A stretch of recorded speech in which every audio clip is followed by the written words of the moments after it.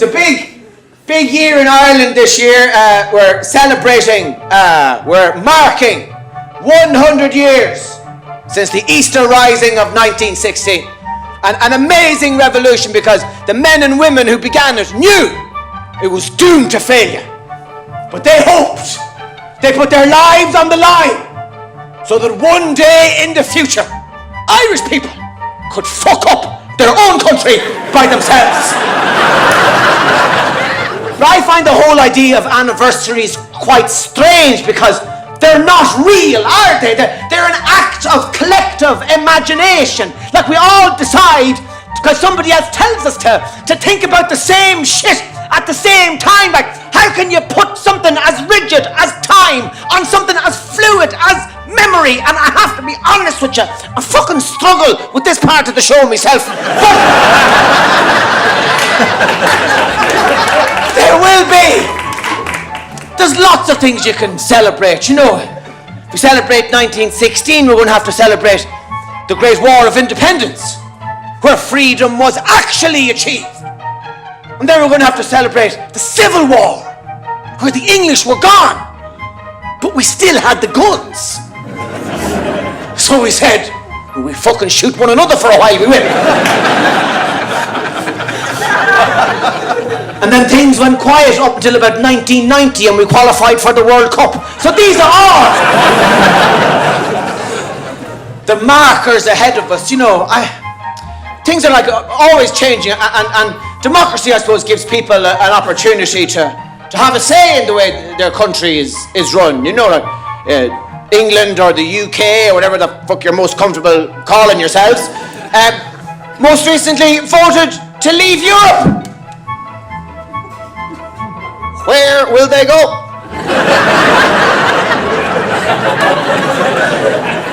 They can't stay here, lads. You have to fuck off. Pull anchor and fucking sail away. Now, we give you a good send-off when you're passing by Ireland. Good luck now.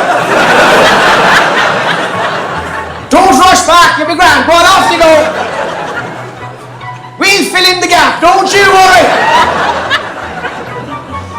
Well, there's going to be changes, you know. Unfortunately, it meant the end of David Cameron, and I liked him.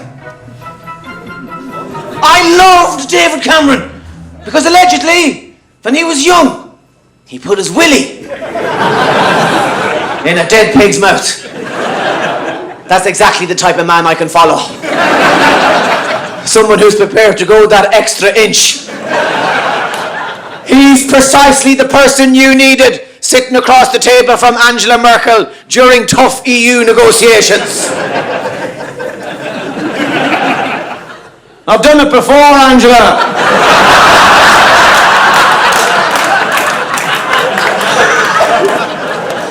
I'll fucking do it again, I will. Irish people, it's very confusing for us to watch American actors on television going, oh my God, I'm so drunk.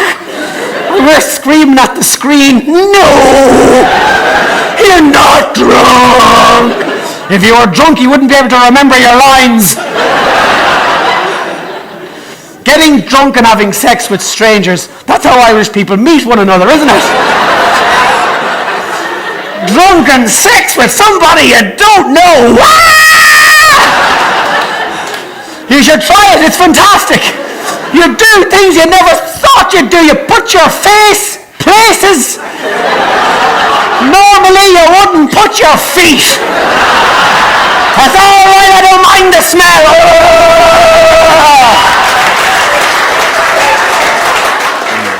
Very nice to be here in this wonderfully optimistic country. To an Irish person, though, it seems that your optimism is bordering on a kind of psychomania.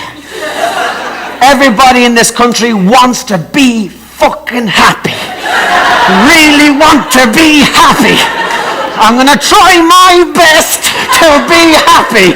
I don't care if it drives me fucking insane. The whole country over is covered with these teethed freaks. Everywhere you go, have a nice day! Have a nice day! Have a nice day! That sounds like a threat to an Irish person. I'll have whatever kind of a fucking day I want. You mind your own business.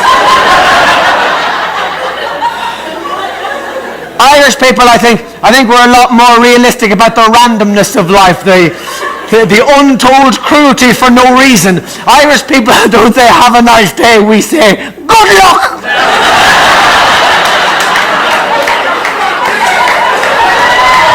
I don't know if we're depressed in Ireland, but I do know that we like the shade, don't we? We don't mind things being a little bit dark, you know. I went to this religious service in Houston, in Texas, given by a guy called Joel Osteen. 22,000 people turned up at it, and they were all kind of happy and clapping their hands and wee-hee, wee-hee. And then Joel comes out, dressed not like a preacher, but like an accountant or an insurance person. Everything is neat and tidy and everything is in place, and he's there. Have a nice day. Jesus wants you to be happy. That's right. Y'all gotta be happy now for Jesus. It says so here in the book. Y'all gotta be happy for Jesus. Woo-hoo! In America, he's a superstar. In Ireland, we think he was retarded.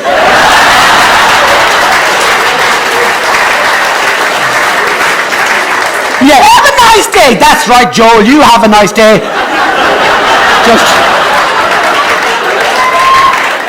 Just get on the bus, will you? Get on the bus.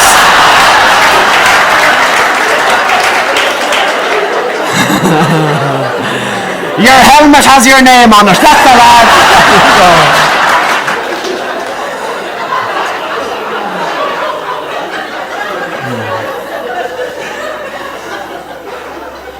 Perhaps, I don't know. Perhaps we're a little bit dark. Perhaps we're a little bit depressed. I don't know. That's why we go so mad. You know? Maybe. I was in a taxi in Los Angeles. You know? And the taxi driver was saying, you know, this time next year, I'm going to be a millionaire. I've read in a situation comedy, I know there's going to be a bidding war between ABC and CBC and NBC and doo-doo-doo. It's fantastic, man. I got the script right here. I'm going to be a millionaire. Woo-hoo, that's right. This is America. I love America. And maybe